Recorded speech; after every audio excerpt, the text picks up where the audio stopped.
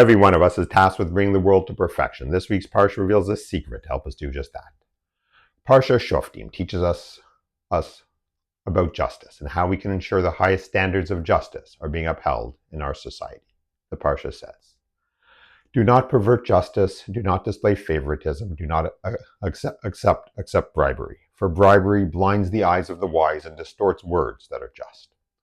I'm sure we'd all agree that bribery is problematic in any legal system, but the Torah is making a much bolder claim. There's a relationship between these ideas. When justice is being perverted, when favoritism is being shown, it's always because bribery is at play. There's a story I'm fond of that really clarifies this point. A well-respected rabbi in a particular town had many devoted students. One day, the rabbi's tobacco box was empty, and he asked one of his students to run to the market to buy some tobacco to fill it. The rabbi gave the student a little money for the purchase, and the student was all too happy to help his rabbi in this way. A little while later, that student had a minor legal matter that needed to come before the Jewish courts, and our rabbi was selected as one of the 3 judges to sit on the panel hearing the case. The case is heard, and the other 2 judges ruled against the student, while our rabbi ruled in his favor. The ruling following the majority was against the student, and the case was closed. But our rabbi was bothered. He knew the majority opinion was to be followed, so the other 2 rabbis must have been correct. But what did he miss? How did he not see the case the same way as his revered colleagues? The rabbi spent any spare moment he had reviewing the case in his head, trying to find his mistake. Several weeks go by, and the rabbi's tobacco box is once again getting low, and the rabbi sees something at the bottom of his box. The money he gave the student to buy the tobacco is in the bottom of his tobacco box. The rabbi understands what happened and sees why he ruled differently on the case. You see, the student, wanting to honor the rabbi, refused to let the rabbi pay for the tobacco. So he paid for it himself and put the rabbi's money back at the bottom of the box. This was an act of respect and in no way intended as a bribe. In fact, all this happened before there was even a case to be heard and before the rabbi was assigned as a judge.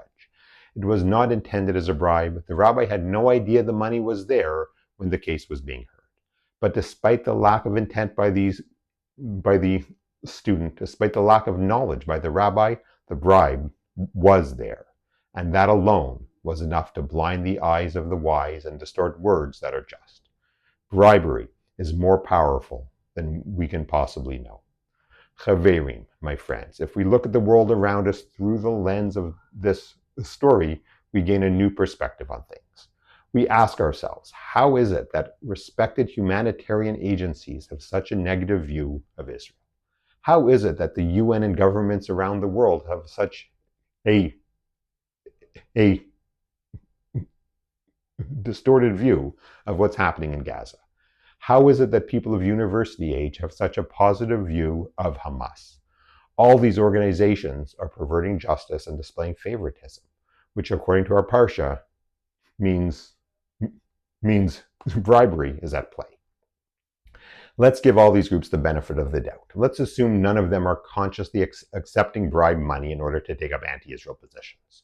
But we know that funders with severely anti-Israel and anti-Semitic views are throwing huge sums of money around NGOs, the UN, governments, and our universities.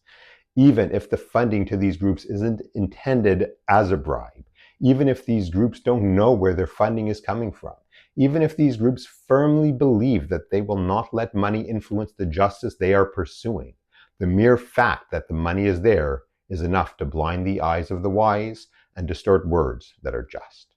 Just like the rabbi in our story, no one is immune to the powerful effects of bribery, even when you don't know you are being bribed. It's time for the world to start questioning where funding for these NGOs are coming from. Start questioning the impact foreign investments are having in our universities. Start acknowledging the relationship between anti-Semitic funding sources and the anti-Israel positions these organizations are consistently taking. If we want our society to be one that pursues justice, and we do, we need to ensure there is no bribery at play. That is one thing we can learn from this week's Parsha. How will you step up this week to bring the world a little closer to perfection? Shabbat Shalom and Am Yisroel Chai.